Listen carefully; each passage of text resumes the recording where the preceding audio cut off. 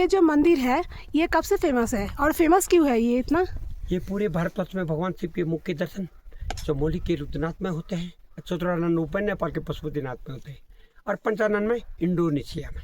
ये तो भगवान शंकर की वो है। एक का जैसे आरती भगवान शंकर की आरती संग्राम है, एक का आनंद चतुरानंद पंचानन राजी, ये तो भगवान शंकर का है आरती संग्राम के अनुसार। तो जैसे प्रथम केदार पंच केदारों में रुद्रनाथ का महत्व इसलिए दिखा है क्योंकि यहाँ पर मुख्य दर्शन होते हैं, इसलिए महत्व है। जैसे पंच केदारों में प्रथम केदार केदारनाथ में भगवान शंकर का हिप्स पीठ और पैर का भाग है, द्वितीय केदार मधमेश्वर में नाभि हृदय पीठ का भाग है, तृतीय केदार तुंगनाथ में भुजा है, रुद्रनाथ में मुख है और कल्पनाथ में जटा है। ये तो पंच केदारों का महत्व। यहाँ पर रुद्रनाथ में 5 पवित्र कुंड है। फर्स्ट में जहाँ से आप आए वहाँ नारद कुंड है, भगवान से 200 मीटर दूरी पर सरस्वती कुंड है, सरस्वती कुंड से 1.5 किलोमीटर नीचे भोजपत्र के घने जंगल के बीच में मानस कुंड है, मानस कुंड से आधा किलोमीटर इधर बैतरी कुंड है, यह सूर्य कुंड है जो आपको दिखाई दे रहा है यहाँ से, ये सूर्य कुंड है। इसको ज्योति कुंड भी कहते हैं क्योंकि यहाँ पर पर्वों पर ज्योति जलती है। सावन का अमावस्या हो, दिवाली पर्व हो, महाशिवरात्रि पर्व हो, यहाँ पर ज्योति भी जलती है, पर आम आदमी को नहीं दिखेगी। भक्त और भगवान हमारे पूर्वज इन कुंडों में, इन 5 कुंडों में सबसे महत्वपूर्ण कुंड है सरस्वती माता का कुंड, सरस्वती कुंड। सरस्वती कुंड का महत्व हरिद्वार की गंगा के बराबर है क्योंकि जब त्रिदेव ब्रह्मा विष्णु और महेश इस पवित्र स्थान पर आए तो सरस्वती माता ने यहाँ पर तप किया, इस कुंड में स्नान किया, इसलिए इसका महत्व हरिद्वार की गंगा के बराबर है। और उधर और सुनो, पितृधार को पितृधार इसलिए कहते हैं, हमारे बूढ़े बुजुर्ग दादा परदादा कहते थे लोकल चोटी में सबसे बड़ी चोटी पितृधार है। 12,500 फुट की ऊंचाई पर पितृधार है, 10,500 फुट की ऊंचाई पर रुद्रनाथ मंदिर है। तो सारे पितृ इकट्ठा होकर सलोक हो गए थे, इसलिए इसका नाम पितृधार है।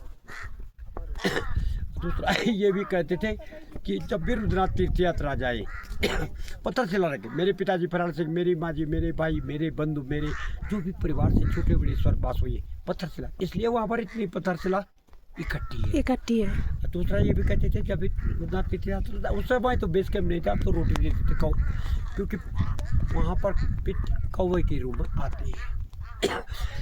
मैं तो देश विदेश के टूरिस्टों को, अपने नया पीढ़ी को और स्थानीय श्रद्धालुओं को यह सुझाव दे रहा हूँ, जो भी आप खा रहे हैं, ड्राई फ्रूट बिस्किट जो भी खा रहे हैं, अपने पितरों का नाम निकाल के साफ पत्थर रखिए क्योंकि वहाँ पर कौवे पितृ के रूप में आते हैं। यहाँ पर अभी देखा आपने भगवान बाएं झुके हुए हैं, नारद जी बाएं झुके हुए हैं, नीचे देखेंगे आप, ये दोनों आपस में वार्ता करें, बातचीत करें। दूसरी मान्यता यह है देवऋषि नारद देवलोक से शिव को ढूंढते ढूंढते पृथ्वी लोक में आए। कहाँ गए शिव, कहाँ गए शिव, कहाँ गए शिव? रुद्रनाथ में गुफा के अंदर विराजमान हो गए, नारद जी नारद कुंड में विराजमान हो गए। इसी के साथ बम बोले जय रुद्रनाथ। और ये डोली कहाँ तक जाता है? ये शीतकाल में यहाँ से डोली गोपेश्वर गोपीनाथ मंदिर जाता है, जहाँ भगवान शंकर गोपी के रूप में है, वो गोपीनाथ है और उसी से गोपेश्वर नाम भी पड़ा है। और इधर जो दूर में जो येलो वाला जो फ्लैग्स है वो क्या है? वो बोला था आपने? ये पंच केदार यात्रा पर जब पांडव आए थे, हाँ, तो भीम ने वहाँ पर गदा गाड़ी है, उनकी धान कूटने वाली ओखली भी है एक पत्थर शिला में, और दूसरा ये व्हाइट झंडे में जो है भूमि के अंदर शिवलिंग है, जनेऊ वाला पवित्र वाला, जिस पर 2 पवित्र पड़े हैं, वो भूमि के अंदर है। अभी आप देखेंगे, मैंने आपको भी कहा था कि आप जाइए वहाँ से। हाँ, हम जाएंगे। लास्ट बेस कैंप से वो सीधा रास्ता है वहाँ घूमने का, ऐसा है। Thank you. ठीक है, जय रुद्रनाथ जी की।